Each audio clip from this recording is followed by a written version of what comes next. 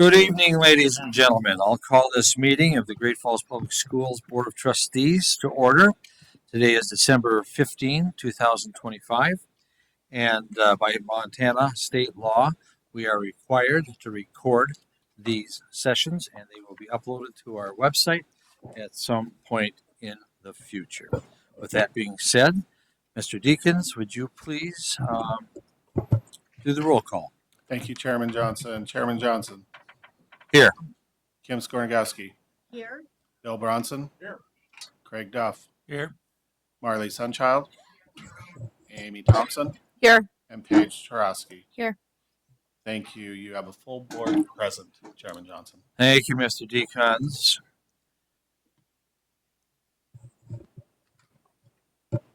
And if you would rise and join me in the Pledge of Allegiance.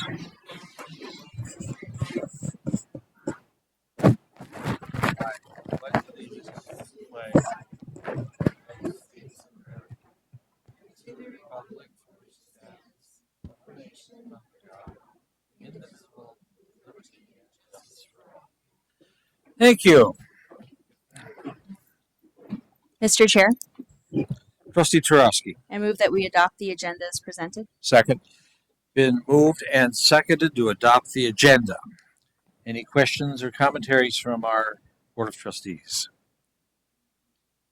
Any questions or commentary from our gallery here with us this evening? Hearing and seeing none, I will call for the question. All those in favor of adopting the agenda, please signify by saying aye. Aye. Opposed, same sign. Mr. Chair, Trustee Skornagowski. I move we approve the consent agenda as presented. Second. Been moved and seconded to approve the consent agenda. Any questions, commentary from our Board of Trustees?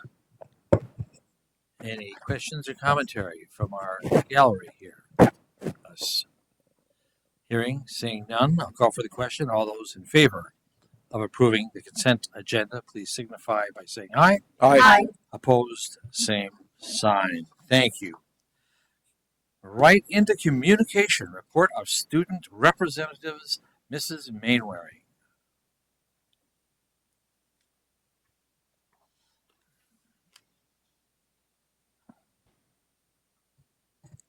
Good evening, Chairman Johnson. Good evening and welcome. Members of the board, members of the community. It's my pleasure to welcome our student representatives.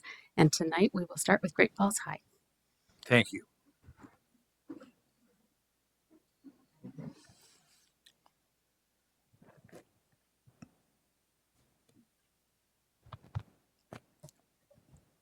Good evening, Chairman Johnson, Superintendent Hoyer, trustees, and members of the board.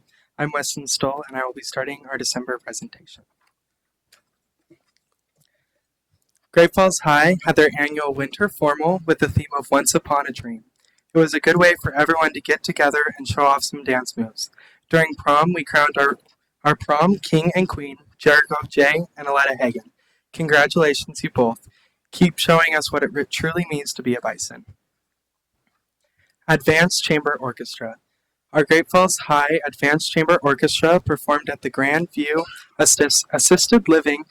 It was a rewarding way to give back to the community and was enjoyed by everyone listening. Way to go, Chamber Orchestra. Winter concerts. Great Falls High Music Department had their annual 2-day holiday concert where choir, orchestra, and band came together to create an amazing concert for Great Falls to see. One of the best traditions of the art department. On our first night, we had over 1,300 people. We had our art auditorium packed. Great Falls High has a What We Do Wednesday program where every Wednesday we take a time out of our third period to refresh everyone on how it means to be a bison. This month, our junior student council class decided to have everyone show gratitude by writing on a leaf something they were grateful for at Great Falls High. We decorated a billboard full of these leaves and added decoration and positivity to our school. Salvation Army bell ringing. Some Stuco members have been ringing bells at Sam's Club and Shields to help raise money for Salvation Army. Look for them on December 20th. Way to go, Bison. We are very proud.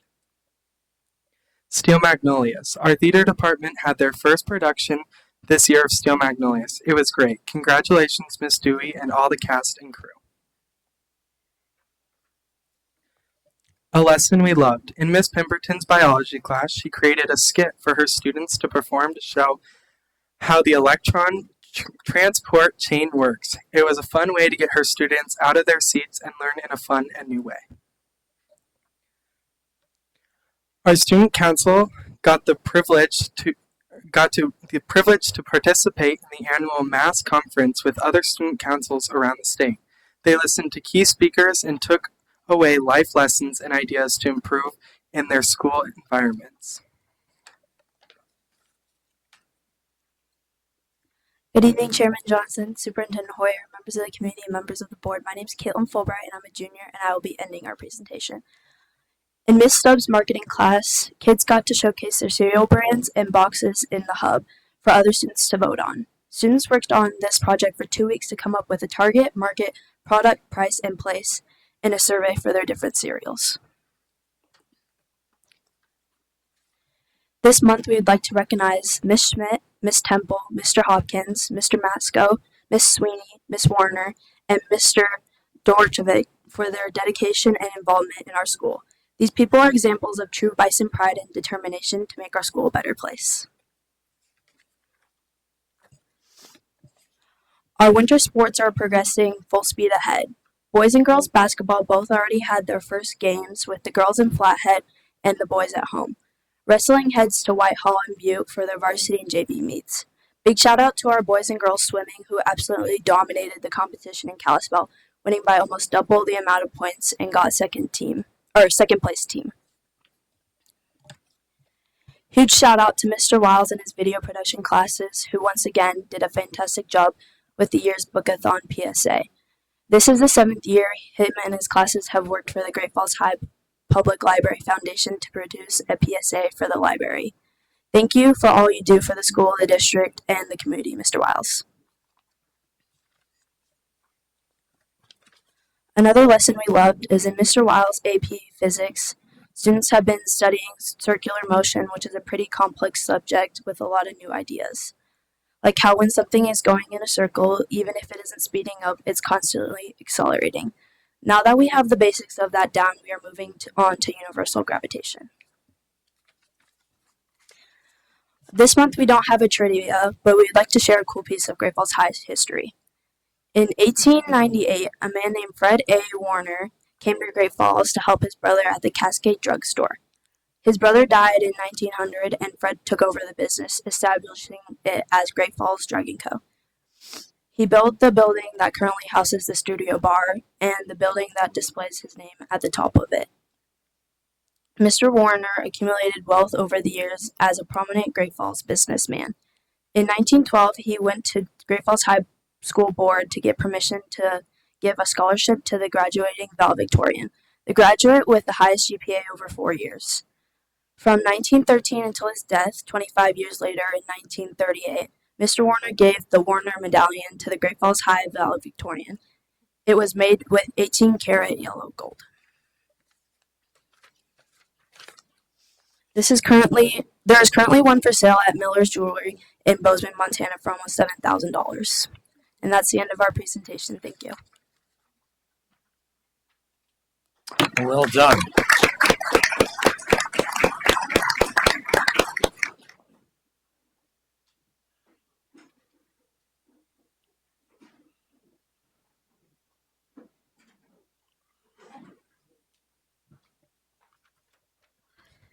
Good evening, Chairman Johnson, Superintendent Hoyer, trustees, and members of the community. My name is Aspen Logan Swecky, and I'm going to be starting this presentation today. Art and English teamed up for a shrink and dink lesson. Students created the cutest keychains and ornaments and composed a creative writing piece. What a good way to apply your art talents to make these stories come to life. After reading the novel, English students with Miss McGonagall were challenged to create a representation of Midnight Library for their class. Sage P. painted this stunning image that captured the book perfectly.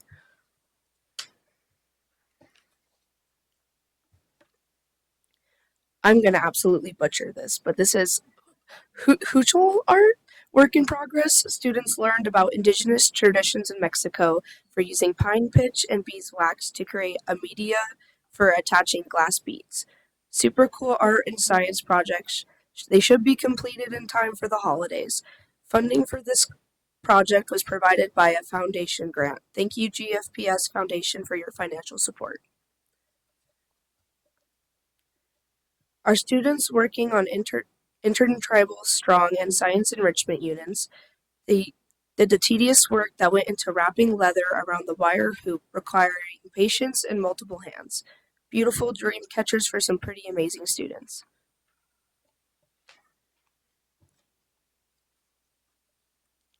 Thank you, Montana Academy of Salons, for allowing our students to explore your education and career opportunities. The tour included station after station of hands-on activities to give students a true idea of what the training includes. So many options for a bright future. Drum art. The elkskin drums are wrapping up. As promised, we have now completed images and have artwork to share. Personalities show through these with many different projects as students select art that represents them. There are a few more in the works, but we have to keep them top secret because they're Christmas gifts.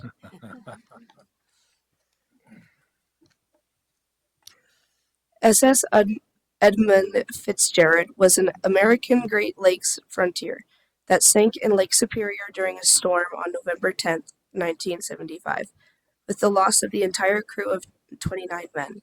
When launched on June 7, 1958, she was the largest ship on the North America's Great Lakes and remains the largest to have sunk there. Students learned about this vessel on the 50th anniversary of the sinking, and students learned why it sank and why it was too heavily loaded for that lake.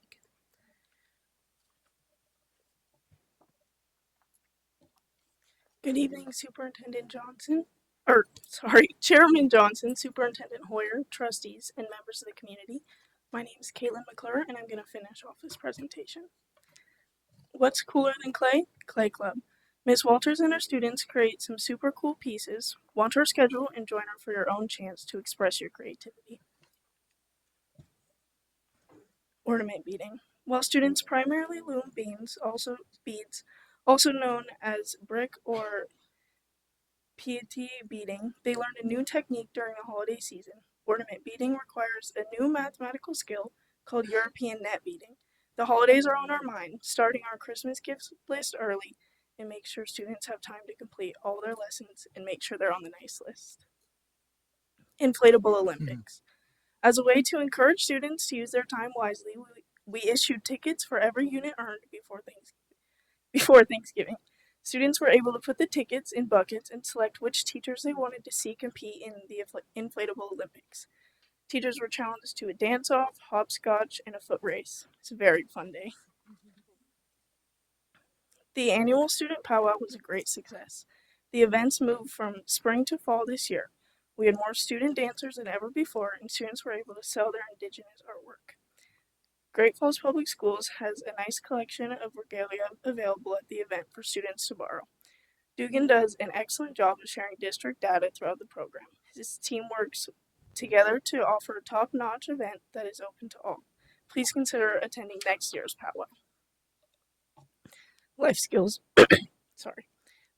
bowling. Once a month, students from all 5 secondary schools meet at Little Lanes for some bowling. Students are able to connect with each other and practice their social skills, navigate the transit to get to their desired destination, practice money skills when placing orders, and problem solve as necessary. I encourage you to join the students if your schedule allows. You will thoroughly enjoy the conversations and time with the students. Thank you and have a wonderful holiday season. Thank you.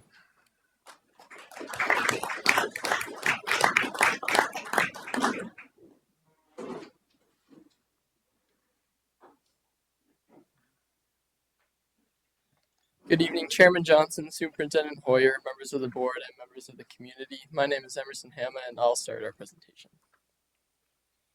Students at CMR participate in the Lunch Buddy program, where they travel to different elementary schools, eat lunch with the younger kids, and encourage school attendance as well as being good role models. In Mrs. Ingeman's honors English classes, they were assigned an essay project called This I Believe. In less than 600 words, they had to go in depth on a core belief that governs their lives, and it prompted many students to create some very thoughtful pieces. One student used their favorite published essay as inspiration to write about how structure is important for growth. Another student spoke about how childhood magic and Santa Claus emphasized how the world around us is still full of wonder that deserves to be seen. The 48th high school house, which is still making steady progress, was visited by TV celebrity Mike Rowe and Governor Gianforte, highlighting our amazing career and technical programs, along with the teachers who make it possible. Wells Fargo also gifted $200,000 to NeighborWorks, a nonprofit organization that has been paired with High School House for All 48 years. We would like to thank them for supporting our students in CTE programs. In Mr. Hibbert's honors chemistry class, students mix 10 different metal compounds with 3 other solutions in a well plate, leaving one row open as a constant. They then recorded how each one of the compounds reacted to the solutions and what kind of metal it was. This lab was successful in teaching the different reactions between transition metals and group 1 and 2 metals. This lab also allowed students to practice more of their naming of type 2 ionic compounds. Winter sports have begun at CMR. Wrestling started their season off at the Mining City Duels and the Whitehall tournament. The girls and boys basketball teams had wins against Glacier and Flathead, with the boys hitting a buzzer beater to beat Glacier. Swimming also had their first meet in Kalispell. BPA students presented student business ideas at the GFDA Entrepreneur Celebration event and heard feedback on their ideas and got to network with local entrepreneurs.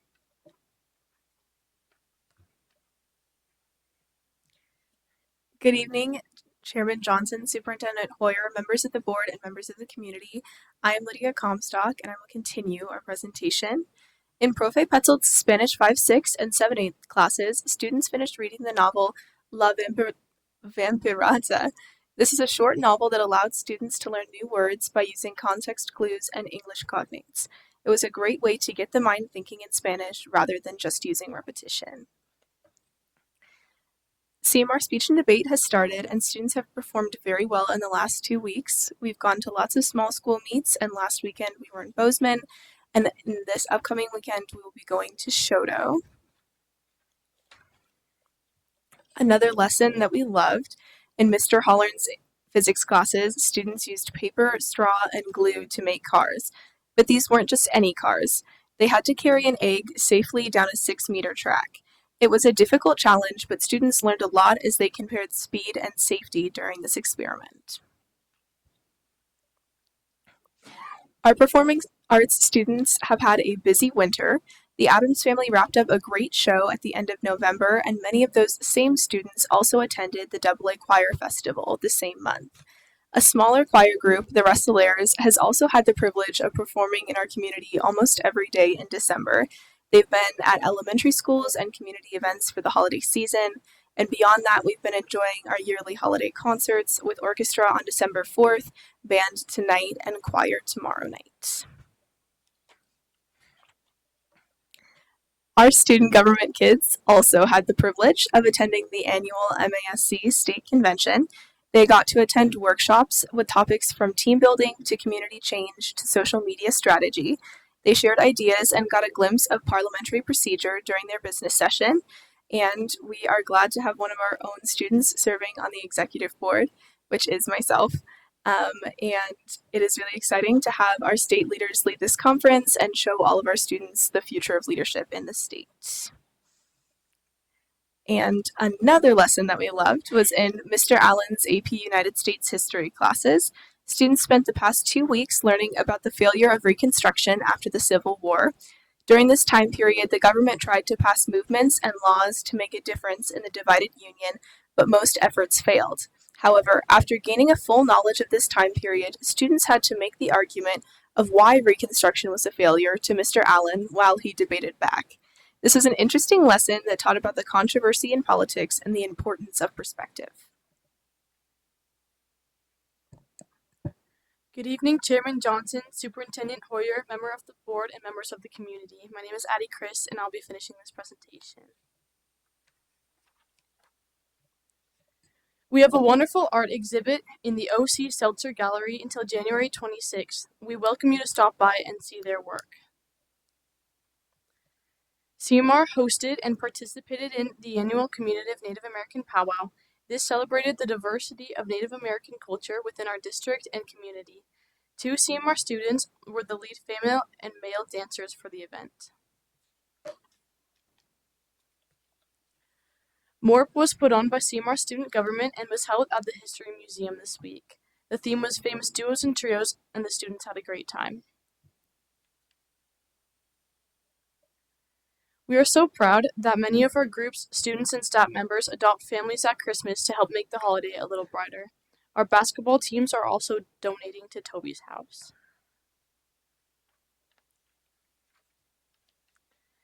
It's the week before Christmas, and we love to have a little holiday fun, dressing up and sharing holiday music throughout the day. Our students and staff are Rustler pride. We are proud to earn awards of all kinds, but we are most proud when someone recognizes our character. We received this letter from MHSA last week. I am thrilled to congratulate the Great Falls CMR Rustlers volleyball team on earning the Stockman Bank Team Sportsmanship Award at the 2025 All-Class MHSA State Volleyball Tournament. Your team's exemplary sportsmanship and positive representation of your school are truly commendable. Congratulations again to you and your outstanding student athletes.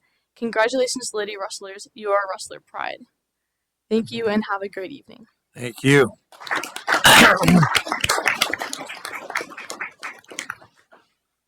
Such a broad range of activities and cross-pollination between business and arts and athletics, speech and debate, cross-cultural. And it just illustrates there's so much to learn, not only for you, but for us as well.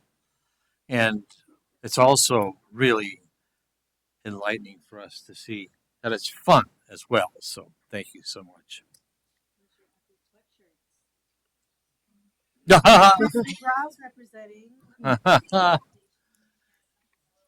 Now, we're fully aware that there's a lot going on, and typically we'll release you after the superintendent's report, but Mrs. Hoyer has consented to have you leave now should you need to pursue other activities this evening.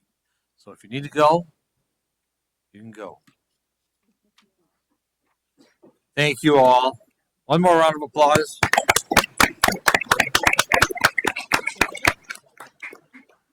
You go ahead and try.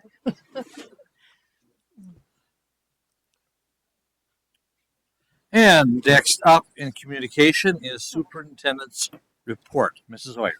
Well, thank you, Chairman Johnson, members, and Mr. Decons. He was just asking me what would happen if he got up and left with the students, since he's got a lot going on too. Wow. And so, if you see us chuckling over here, that's what we're doing, is we're laughing about that. It has been a very, very busy, but boy, what a really cool month that we have had here within our district. So I will jump into my superintendent's reports. The very first thing that you'll notice is we have some decorations in this room.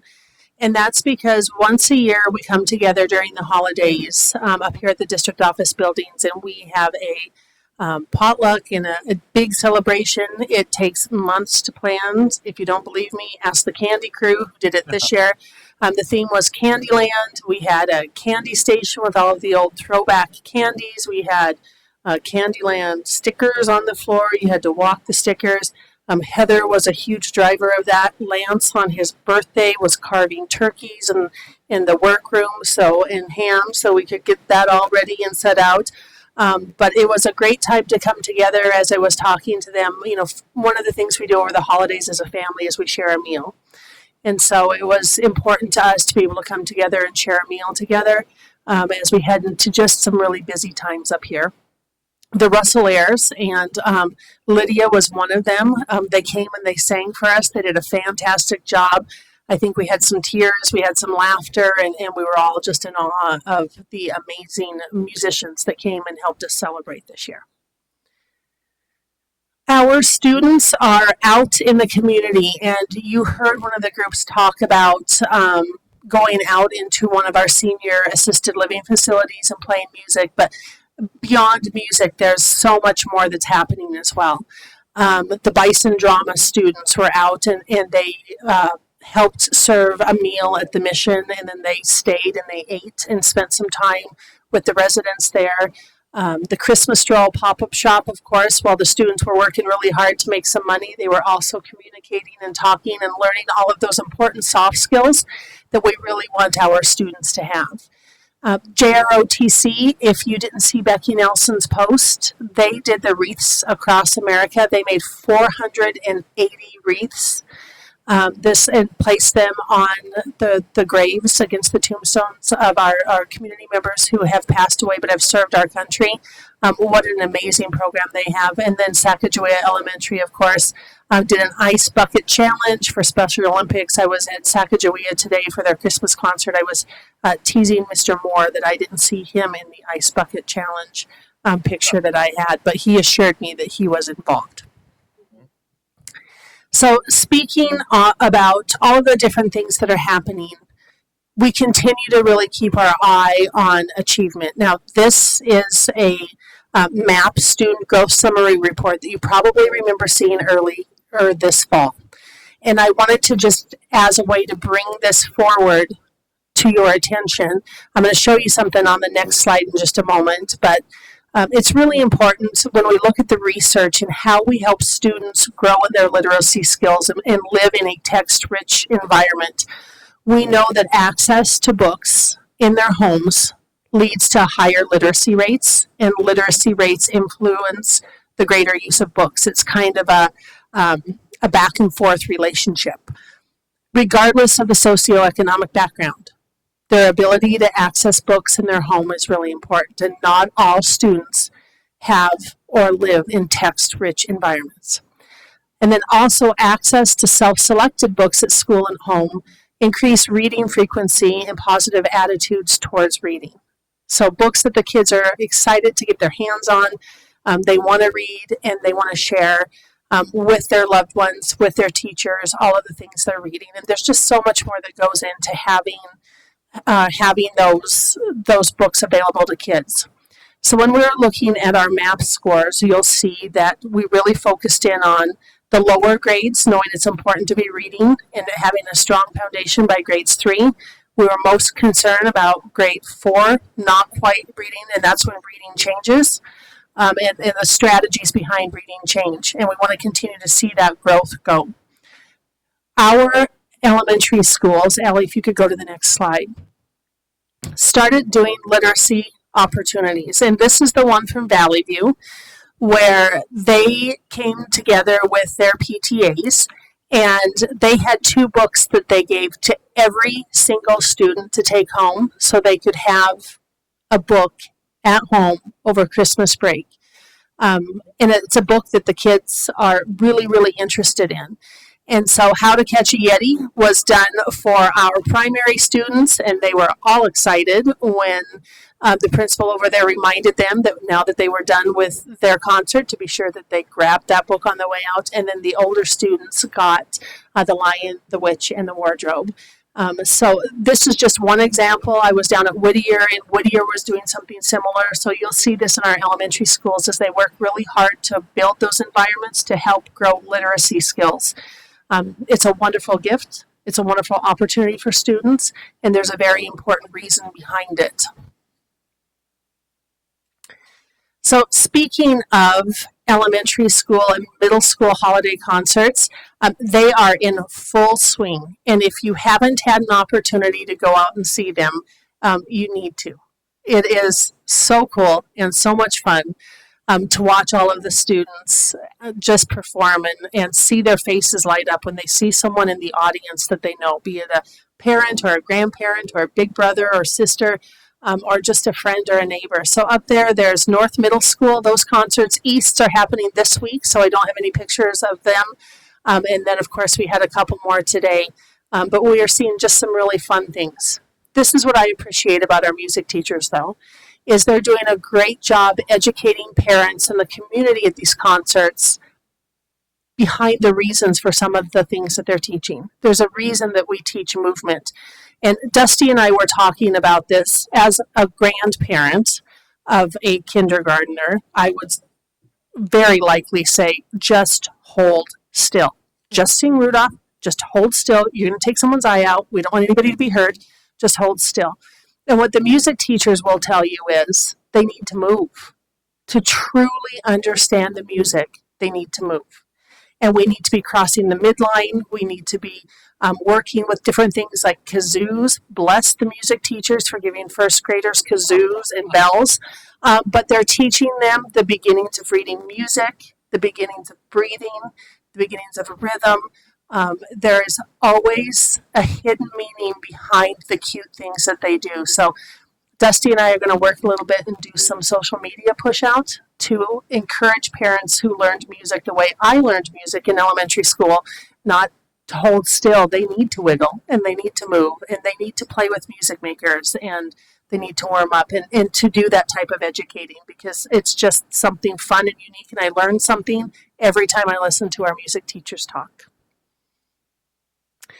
So I wanted to bring to your attention a project that Kathy Ramey out in the data center is working on. And so she is helping the state of Montana with a Power School data pilot.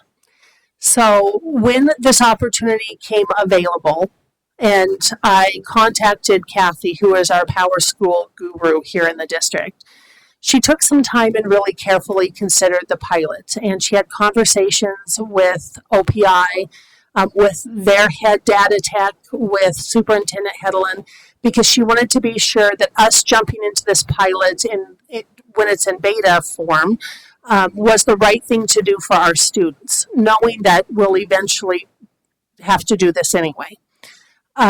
She went through the legalities behind data sharing. She talked about technology with me, and she made, in my opinion, a great decision to become the school district that helps pilot the new data share programming with the state of Montana. So she's working hand in hand with OPI. She works every week, I think, with them on it. Currently, when I visited with her last week, she went out and she showed me all the stuff that you see up there on the left. It's really focused on analytics, evaluating possible options for administration and teacher usage. So when we titled this, Starting with the School in Mind, that's where she's at. She's figuring out if this data sharing agreement that we're working on truly is administratable. Can it be used by the administrators and all the way down to the teachers in the classrooms to make a difference in how they provide opportunities for students in their classes? Right now, they're looking at academic and behavioral risk, and as well as intervention monitoring. And so this pilot that she's an important part of is laying the groundwork for future mass data communication and sharing. She told me that the overarching goal is to streamline cumbersome accreditation processes. So I'm looking over at Lance and Jackie. A process that takes us months and months and months, hopefully will take us just a few weeks in the future. And it wouldn't happen, they wouldn't get the viewpoint of a large school district without the lady right up there on the screen. And she wanted to remind me, tell them it's a work in progress, Heather.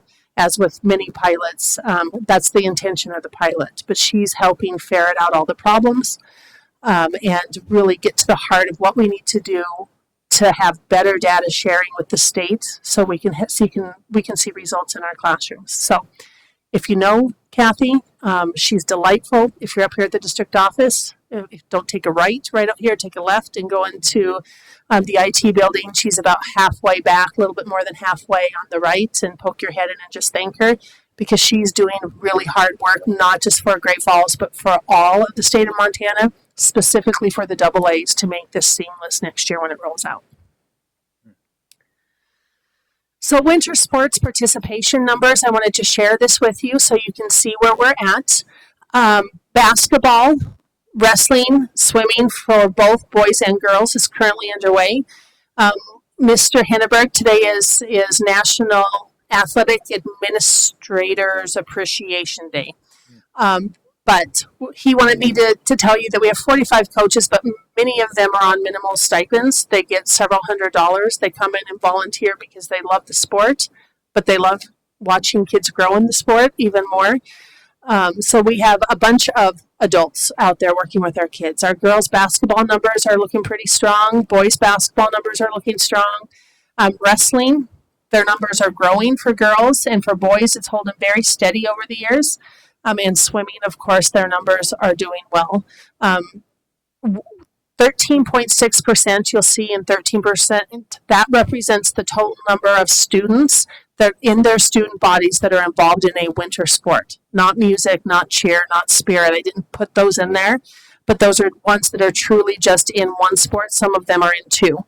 So it's 175 at CMR, 176 at Great Falls High. We look forward to hearing the reports on how these students learn through their sport throughout the year.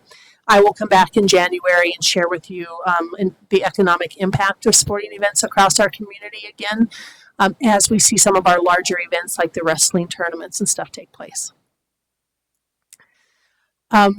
This is one of the coolest things that I think has happened this last month. And if you know Jeff Gray, you'll understand the quote at the top.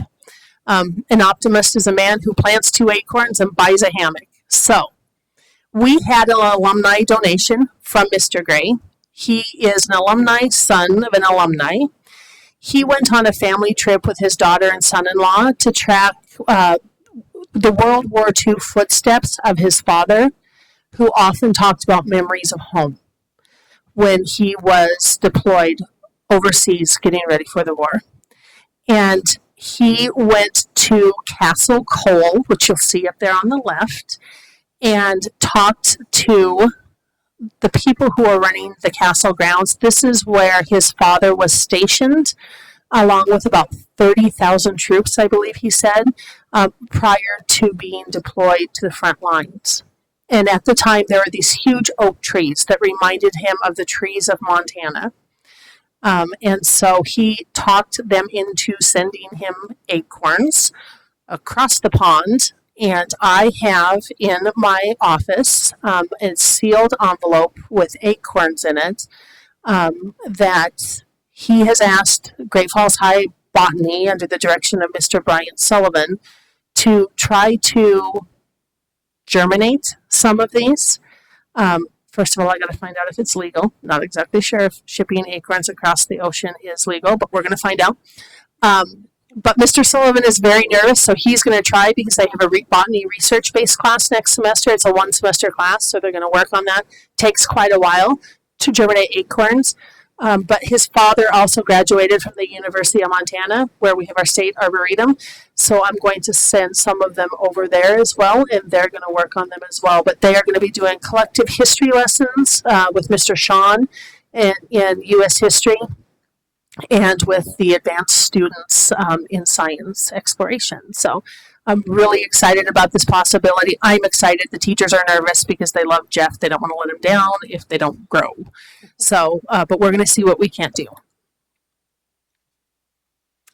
Speaking of donations, we had another surprise donation. So you just heard from CMR that Mike Rowe and the governor was here. Well, the governor came back last week. I received a phone call day before. I had actually been talking to Pete Pace, and Pete said, "Hey, did you hear anything about the governor coming back?" Haven't, but let me make some phone calls and find out. Well, sure enough, he was coming back. And it was supposed to be a surprise because he does 12 days of giving. His promise to the state of Montana is that he would take his wages and he would give them back to important projects that make a difference in their communities across the state. So he gave a fairly large sum to NeighborWorks, specifically intended to support the high school house, of $20,694.79. He spent time talking to NeighborWorks, but more than that, he spent time talking to the students just about the progress. So I know, Paige, you were there, Bill, you were there when we met earlier, and the house is all dried in, the windows are in, the siding is up, they're putting the soffit up. There was mud up to our nether regions, so cartoon penguin would say this time of year. And so I had warned them to please wear their muck boots when they came out to the high school house. But the students had a great time and really had some good one-on-one conversations about the importance of this program to our community, but also to them as learners and future community members, adult community members. So data for the day. Data for the day actually is an update for you from the information that Andrea Savage and Erica Harp shared with us when we did our students and staff the mental health work session. And so I wanted to share these with you because at that time she was still in progress of collecting information. And Eric is actually going to come, I think the first meeting in February, and give us some really important updates about some work she's doing. But screening is in for our mental health with our sixth graders. We ended up with about 54% of our sixth graders screened, which is up a little bit from last year. Of those students screened, 18% of them were having recent ideations of suicide, 12% had past ideations.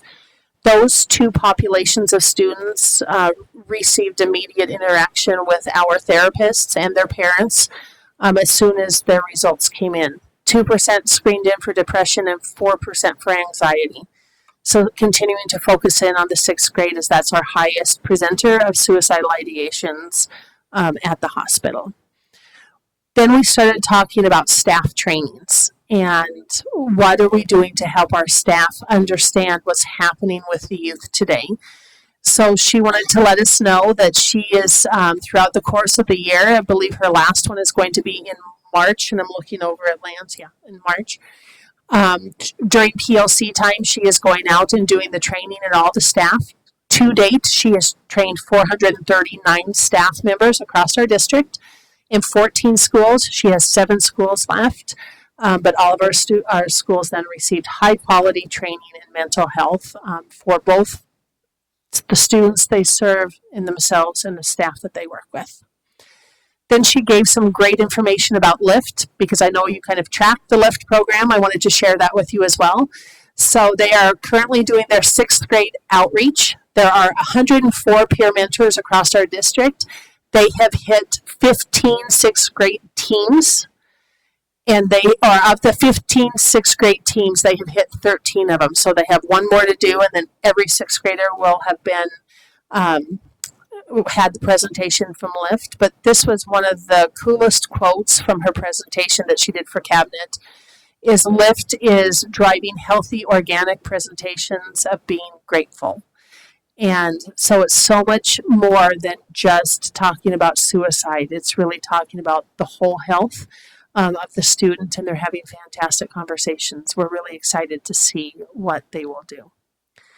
And finally, happy holidays from the Cabinet team to you and yours. I hope you have a wonderful holiday. Spend a lot of time with family, make memories, and we will see you back for my next superintendent's report next year. So with that, I'm available for any questions. Thank you. Any questions for Mrs. Hoyer? If not, thank you very much for your report. Moving on, communication. C, audience communication. I do have a request to speak before this Board of Trustees from Mrs. Mortensen. So would you please come up to the rostrum?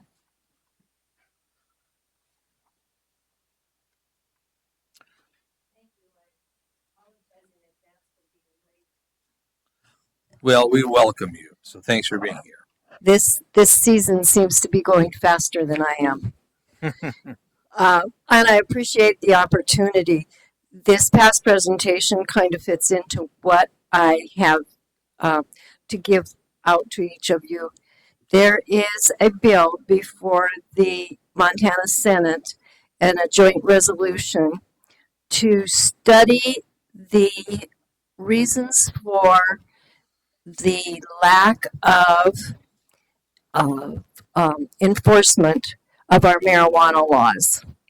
And I would just encourage you all, if you have any questions about the research that has gone into the detrimental stuff of the marijuana and the TCH, I know you guys all run into problems here and there and everywhere, but this resolution is to really start digging into why the marijuana has become so potent, why we've allowed the shops we've allowed, why we're not following the laws that were passed along with the marijuana, making marijuana legal.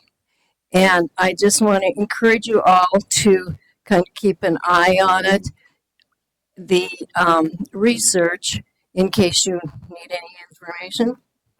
I have somebody who's a specialist at keeping track of that, and it's not me, but I'm working on it. And so there's a ton of research out there as to the physical detriment of marijuana. And the younger you start, the worse it is. But it destroys so many pathways in the brain, makes it impossible for nutrient pathways to work, and puts kids at very high risk. But we do have laws on the book already. We just are not enforcing them. So I just made a copy for you to keep it in mind where this bill is, and keep an eye on what the legislature is doing, and encourage this bill to get passed. Thank you and Merry Christmas. Thank you, Mrs. Mortensen. Do you want to take those and give them to Marley Sunchild, and she'll pass them down to us? If not, we can make more copies. So thank you very much. And thank you for being so vigilant.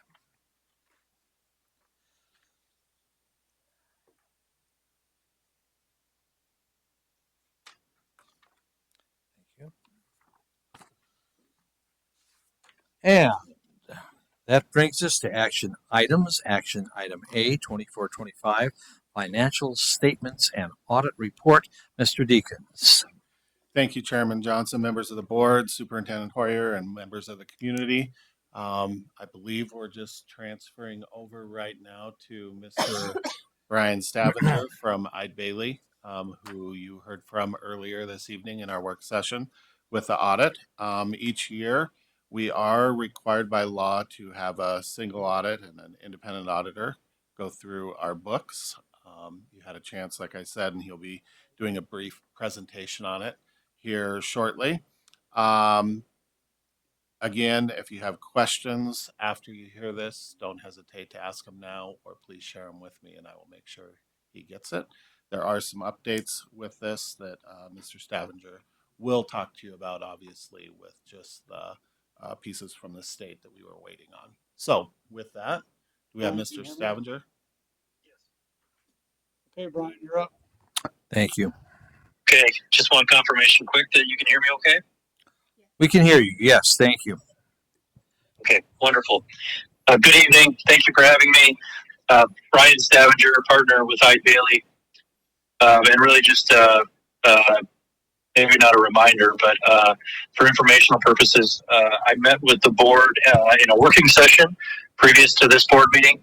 That was about an hour-long discussion. That was all recorded and will be made public. So that's going to be much more detailed than this presentation that I give at this meeting. So just understand that I'm going a little bit quicker because we've already dove into a lot of details previously. So let's get started. Audit results and findings. And this audit was as of the year ended June 30th, 2025, so fiscal year 25. What is it that we are attempting to do? There's a variety of different standards that we follow. Let me get my laser pointer all up here. Kind of baseline, and then it just gets more and more, a lot of it having to do with a school district audit, a lot of compliance, a lot of controls that we look into.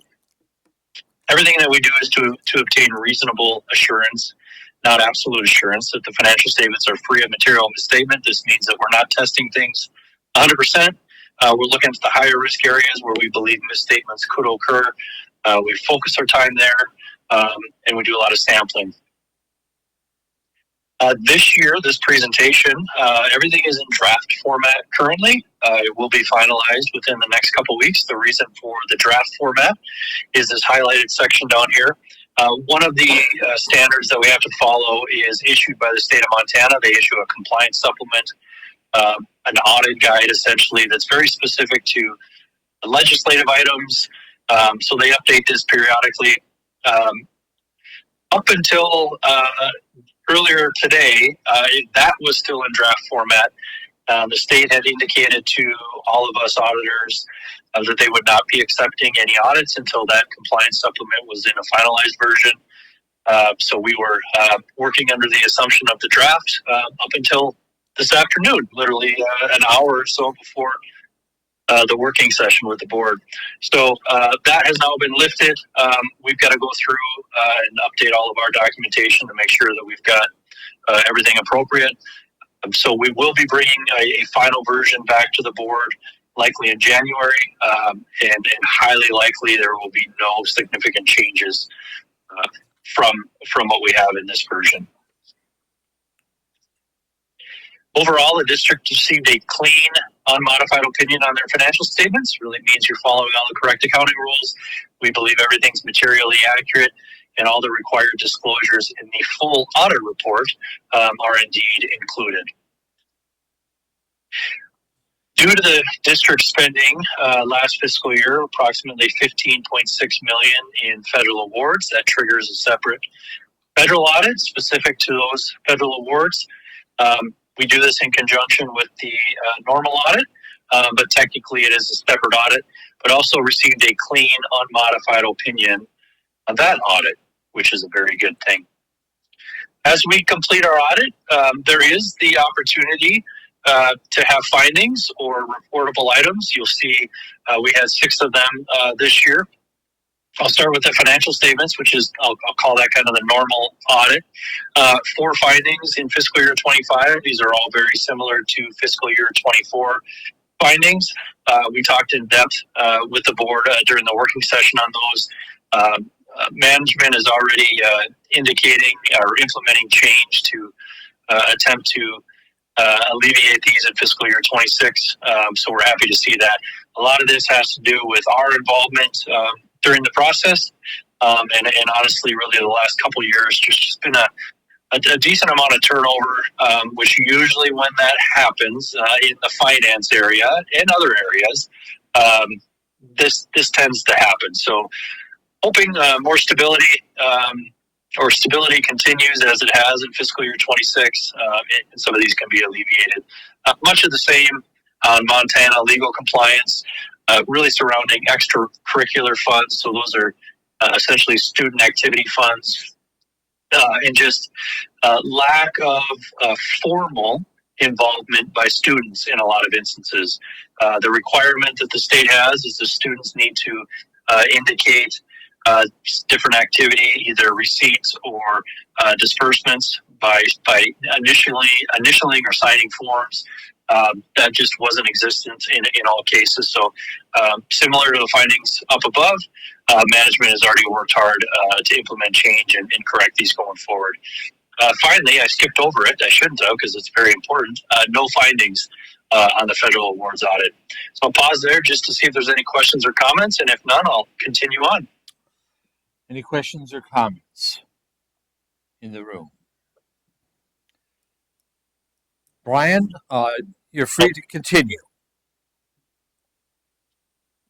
All right. Fiscal year 25, there was a new accounting standard, GASB 101, that was implemented.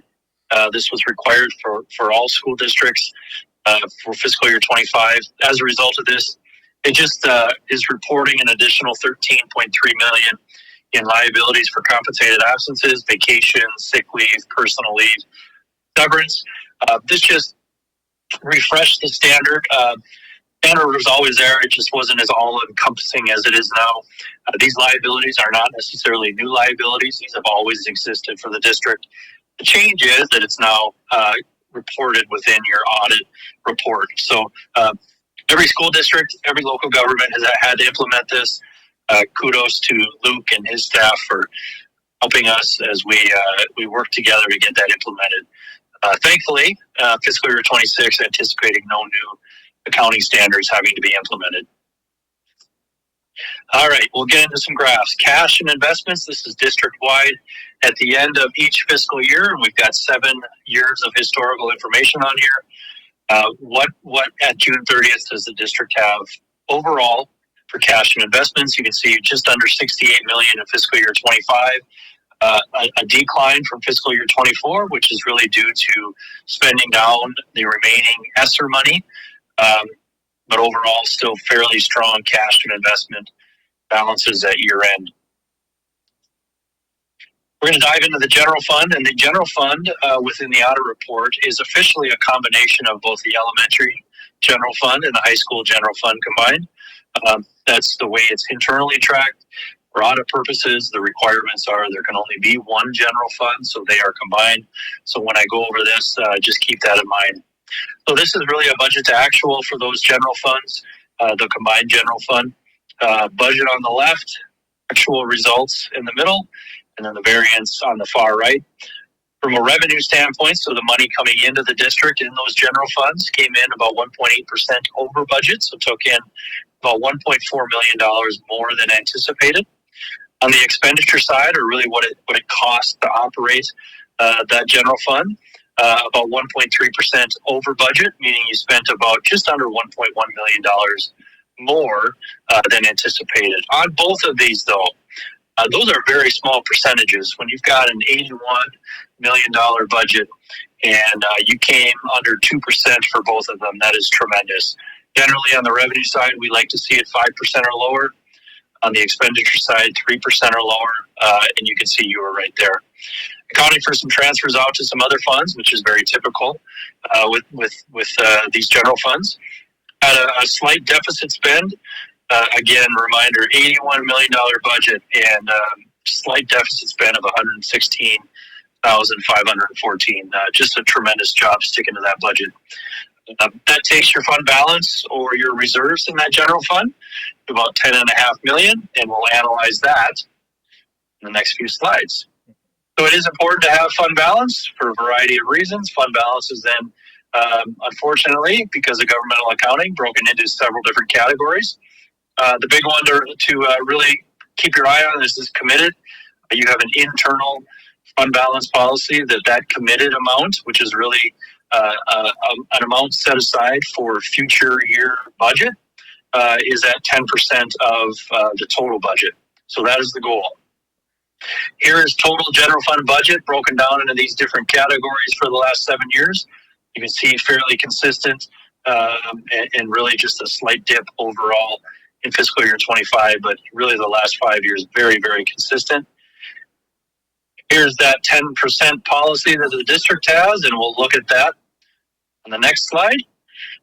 So 10% is represented by that maroon line, and you can see really outside of 2020, which was just below that, 6 of the 7 years maintained that 10% goal of having a committed fund balance rolling forward. Okay, well, I have reached the end of my presentation. Appreciate everyone's time tonight.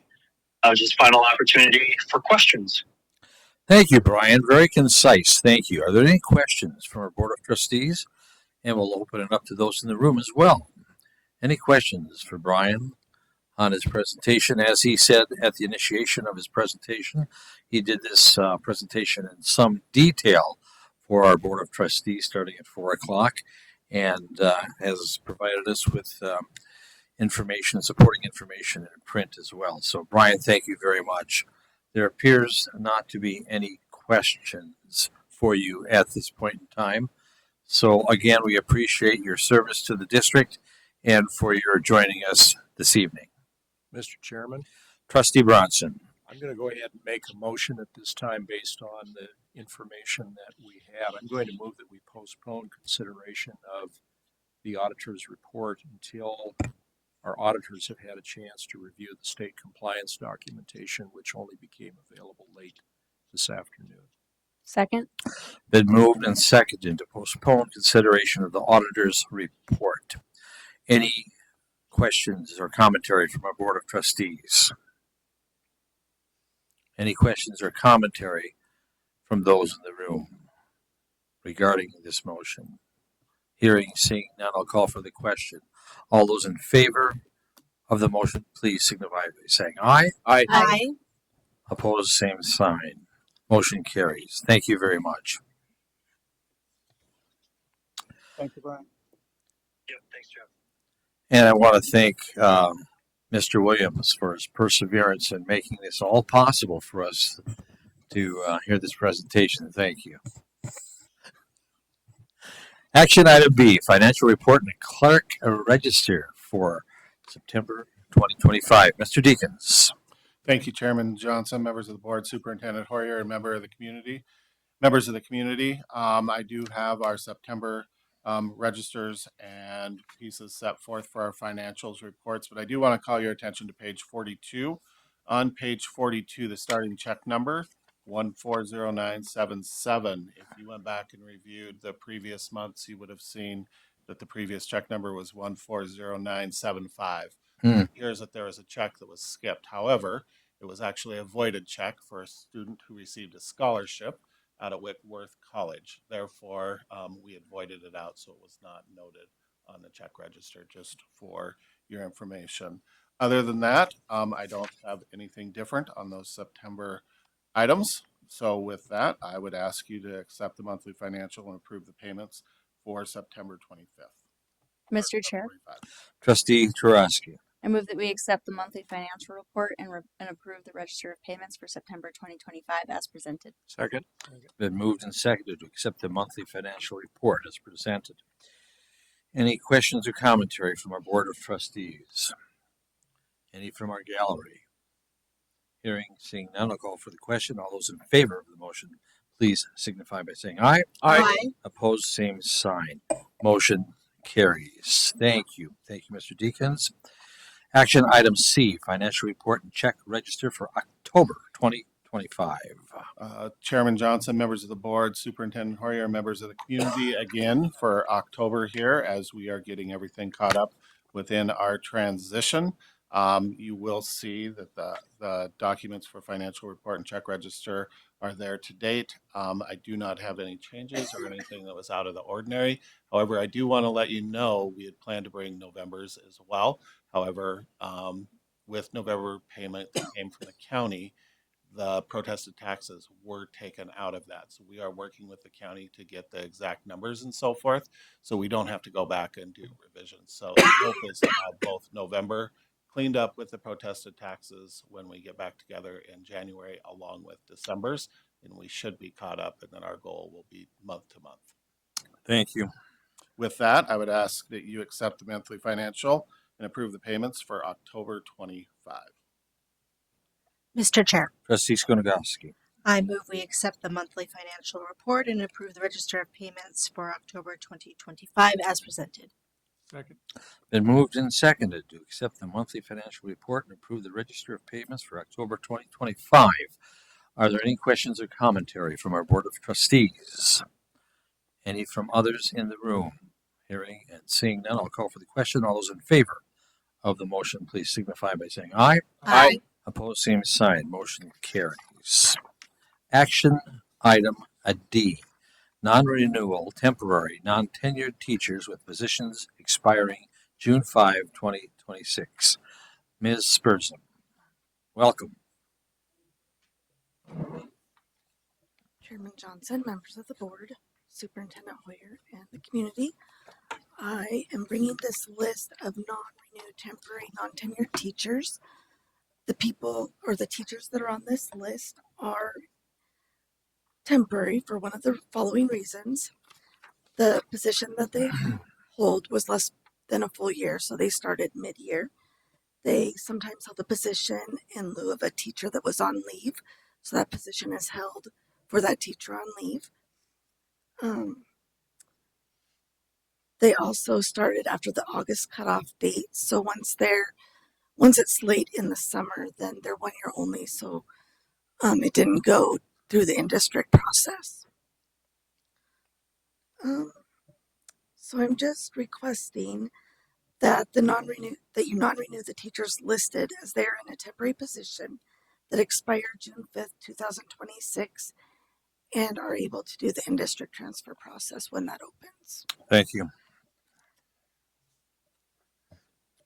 Mr. Chair, Trustee Skunagowski. I move that we um, can allow the non-renewed teachers listed because they are temporary positions to expire. Second. Been moved and seconded to non-renew the teachers listed as their temporary positions that expire June 5, 2026. Any questions or commentary from this Board of Trustees?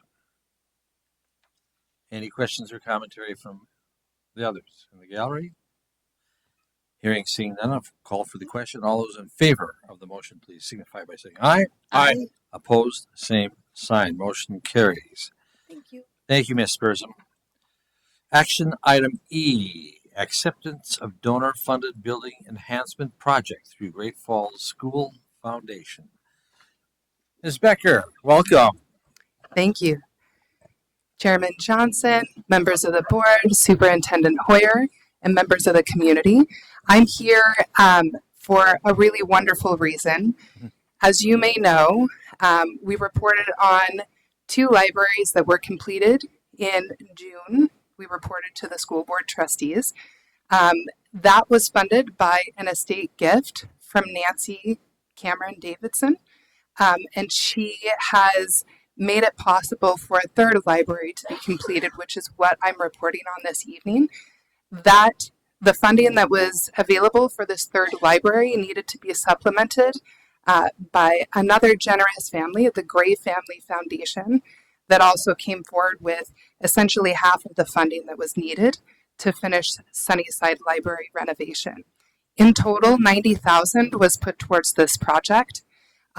The Gray Family Foundation has a former school board trustee who is a dear friend of theirs, and with Tanya and Dave Cameron's approval, they actually proceeded with recognizing Jeff Gray, who has been already spoken about at this school board meeting.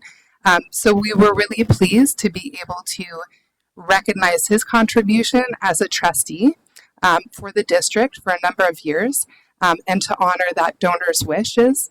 I have a few slides that I would love to share with you that just give you a feel for the donor visit that we were able to facilitate for the Camerons, and also for Jeff Gray and some others from administration of the district. So this is the librarian with Dave and Tanya Cameron. And we just have a number of different photos you can move on through that show students who are enjoying the space, and also folks that represent the district that were there to honor Jeff Gray for his contribution and to recognize what these donors have made possible.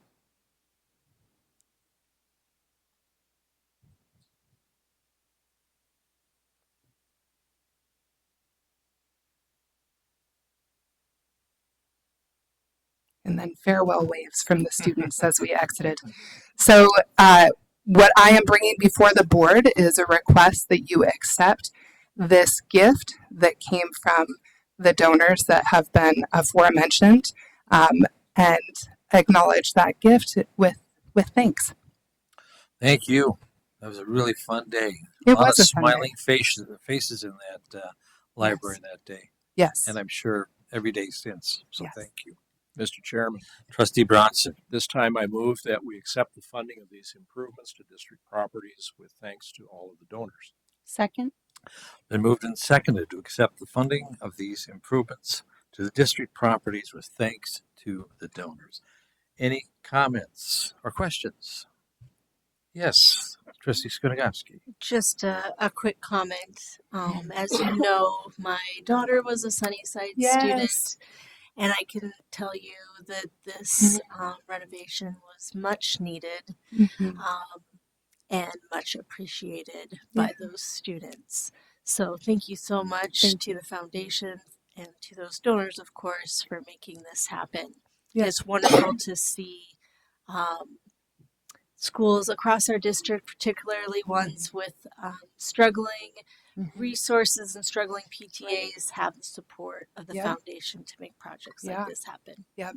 Thank you. It is one of the wonderful opportunities that private funding allows for some of those schools who may not have a very active PTA or the capacity to raise funds at a significant level. So it's really fun to see that merge into the district to support those students for sure. Thank you. Any other comments, questions from our gallery?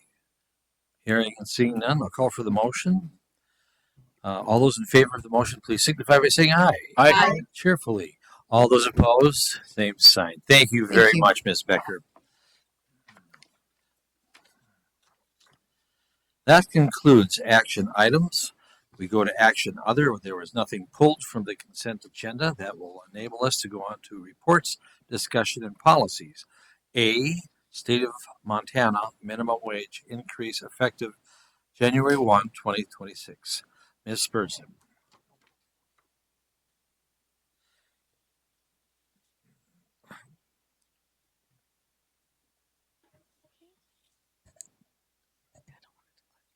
Chairman Johnson, members of the board, Superintendent Hoyer, and members of the community.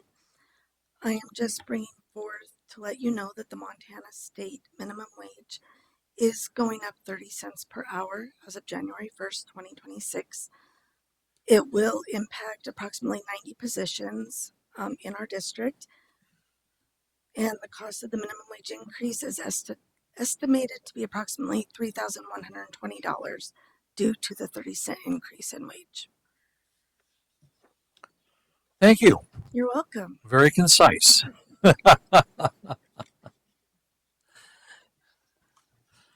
And we'll move on to then B, under reports discussion, Bridged Health Alliance proposal. You're up again. I am. So the Bridged Health Alliance proposal came from House Bill 332, where the state or the legislature gave the school districts in general, state of Montana, one-time $40 million incentive. They did have some requirements. 12,000 employees from 150 districts had to qualify in order for the incentive. And they have to commit to a 5-year participation period. So they have met. John Doran is heading that out, and he has went around the state talking to a lot of the schools. He has presented multiple times to our insurance committee. I think they haven't been able to, in our opinion, the school committee's opinion, to answer all the questions that we have as far as where the money's coming from. If they've talked to local hospitals, they have talked to others around the state, but they have not spoken with Benefice or the clinic. And at our committee meeting, it was recommended that we just wait at this time, because once you're signed in for 5 years. And we just want to let them know that we think we should wait until some of those questions are answered, and then make a decision at that time. Thank you. Any questions or commentary for Ms. Spurgeon? Mr. Chairman. Trustee Bronson. I'm just going to add to Ms. Spurgeon's comments. As you know, I sit on the committee along with administrative staff, and while we do not vote, we listen to the recommendations of the various committee members, which includes Mr. Cubbage sitting in the back. And just to echo what Ms. Spurgeon said, based on the last conversations that were held with our consultant from Alliant on November 20th, the committee did recommend that we not proceed at this time with joining the proposed trust until a number of questions, in fact, are answered. Since that time, I will tell the members of the board, I received a telephone call from Barb Riley, who is a trustee with the Columbia Falls School District. Ms. Riley and I both serve on the State School Board Association. We've known each other for a number of years. She also chairs the Bridge Alliance or Health Alliance group that has been working with the consultants on their end to put together this proposal. She did express to me some concerns about why the Great Falls Public Schools was not wanting to indicate either participation or non-participation at this time. We did have a very good conversation about a number of the questions that the committee had raised. Where we left it in terms of the flow of information is that we thought it best that we compile a list of those questions, that we present them through Ms. Riley to her board and to her consultants in the hopes that we would be able to answer those. But she does understand that ultimately it's a decision of every district, every board of trustees, whether or not to participate in the trust at this time. And she will welcome those questions. I've talked to Mr. Decons about it. I'm in process of putting some of those together, but obviously staff will add a little bit more. And then I will funnel those to Ms. Riley so that she has an opportunity to present those. But the board should not feel under any particular pressure at this time to make any decisions about this. We have an independent obligation, and I would add a fiduciary obligation to our employees and to the taxpayers of this community before we decide to join any particular insurance program other than the one that we have at this time. But I appreciate Ms. Burson coming forward and relating the comments of the committee and their recommendations. And again, this is a work in progress, and we will have the opportunity to present our questions to Bridge, and hopefully that will generate some further conversation. And again, at some point, we can then make a decision whether or not we wish to proceed with joining the trust. Thank you. Thank you. Any additional comments or questions for Ms. Spurgeon? If not, you're free to go. All right. Have a good holiday. Thank you so much. With that, we come to discussion, committee reports, and comments. And tonight we're going to go on a volunteer basis. So who is going to choose to go first? Trustee Tarosky. So last week I got to do my convocation half day, and I got to be a PE teacher over at Morningside. It was a lot of fun. I had a 6th grade class, a 3rd grade class, a 1st grade class, and 2 kindergarten classes. And those kids have energy, and I wish I had a portion of it. It was a lot of fun. Physical education has changed so much since I have been a child. It's no longer, there's no square dancing and juggling, and it's focused on not just the movement, but also educating the students on what they're working out when they're doing those movements, what muscles that they're working out, and how it benefits their body, which I love that that's incorporated into it. And it was really excellent to see. And Miss Peterson over there runs a very tight ship, and her kids respect her. And there are many, where's Miss Peterson? Is she sick? Is she okay? No, she's fine. She's relaxing. And then while I was there, Principal Jennifer Martin took me into one of the rooms where the our teachers there who teach the college students were talking with their teaching partners from the university, and they were collaborating.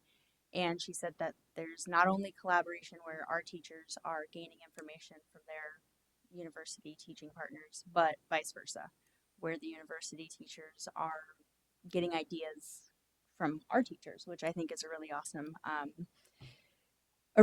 opportunity that everybody has to have that sort of collaboration together and work together in that way. And then I also kind of picked their brains about the math curriculum, and they seem very happy with it, and they really like it.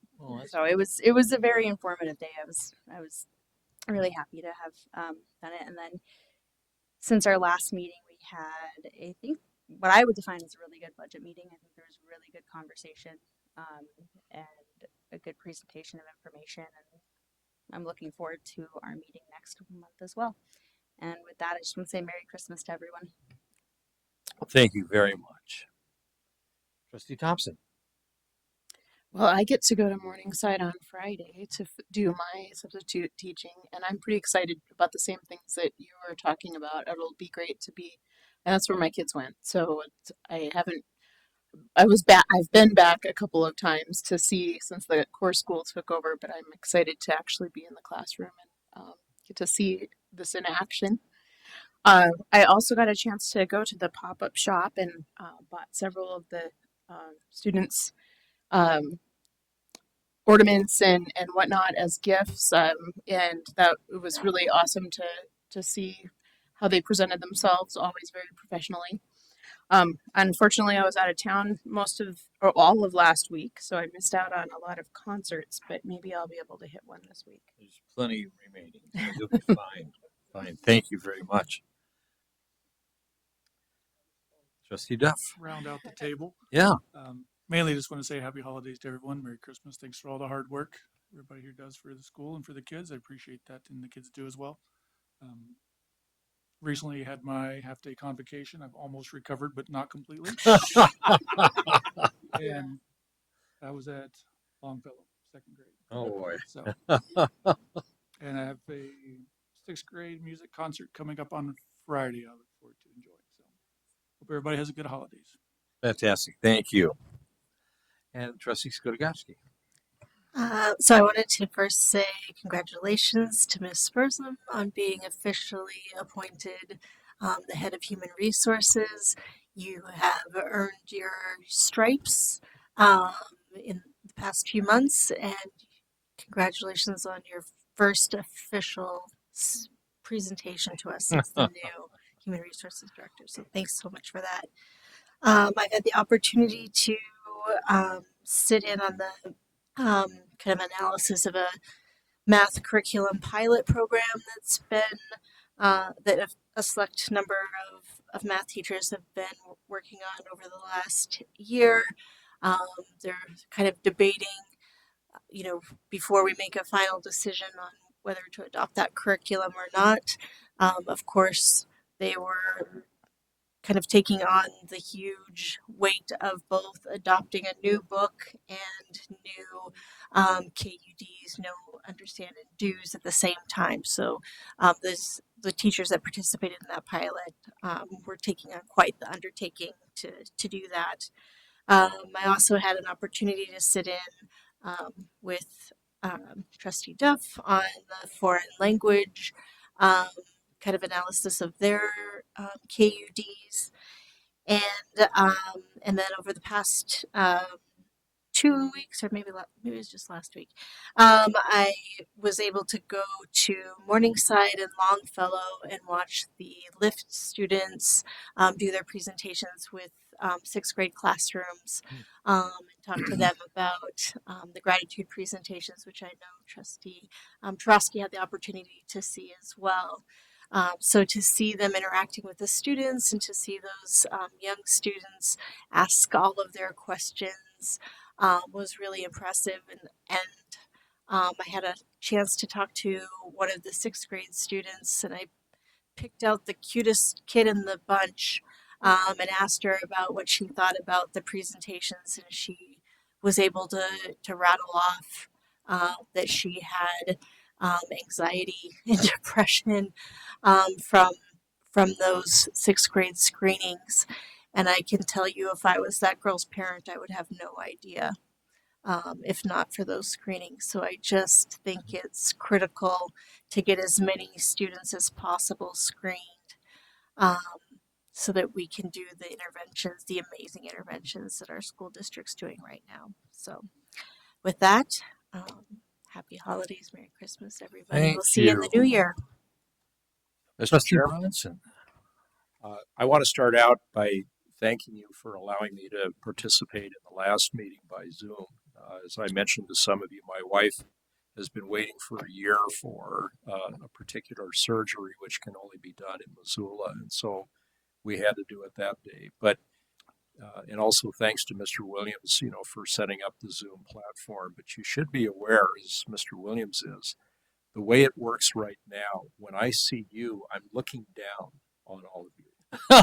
So, well, no, it's. I was just thinking to myself, it's kind of almost like an angelic experience. And then I realized that's the only time I'm probably ever going to have that experience. I wasn't going to go there.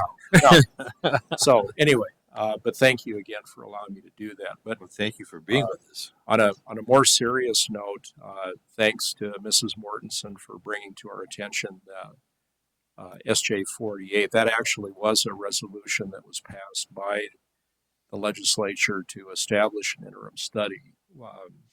After the conversation, I was doing some online research. I can't determine as of now what priority it was ultimately assigned, but whether it gets studied this session or not, it is a very important topic, and I do appreciate the fact that Mrs. Mortensen brought it to our attention. It is a subject that I think we're all going to have to pay attention to in the coming years.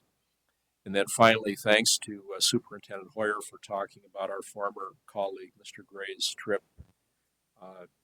Most of you know Jeff and I have been personal friends for close to 50 years, and he talked to me about this trip beforehand, and he was just absolutely thrilled that he was going to have this opportunity to walk in his father's steps. It's important to me too personally because his father, Orville, was my law partner for many years until his unfortunate death in 1993.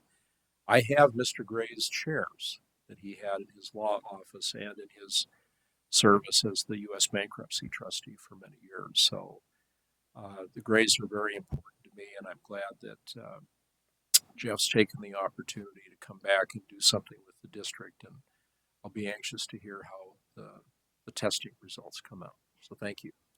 Thank you. Trustee Sunchild. I just want to reiterate what Superintendent Hoyer said about the Christmas concerts. There's so much talk in the community during this time. Like you just don't know how important those are and how much it's talked about. And you know, business people leave to go watch their kids' Christmas, come back, and they talk about it. It's fantastic, and you reach so much of the community that way by doing that, and the impact is more than you realize when you're just trying to wrangle 25 third graders to sing. You don't really realize what is happening out in the community. So, and then just a full circle moment, my daughter subs, and she subbed in a first grade classroom in Sunnyside on Friday, and she came home and said, "Now I know why you were so tired for all those years." And I went, "Oh my God!" Somebody finally realized. So that was pretty good for me. Thank you. Well, I would like to thank, is it our administrative team who provided these poinsettias for us? That's so thoughtful. Thank you so very much. And for the little snacks, Sherry, thank you for keeping us nourished in between meetings. Appreciate that too. And I'll draw your attention to the board. There is a meeting on the 22nd, board policy. Then we launch into the new year, start afresh after our break. And I want to wish everybody happy holidays. And I think we're all very grateful for this wonderful district, for this fantastic, dedicated, passionate team that we have looking after the children of our city. And for that, we're all grateful. And again, enjoy each other during these next several days. There's still some school left, so go to those activities and see for yourself. Witness for yourself the wonders that take place in our school district. So thank you very much. If there's no other business to come before this Board of Trustees, Move to adjourn. we're going to call it adjourned. Thank you.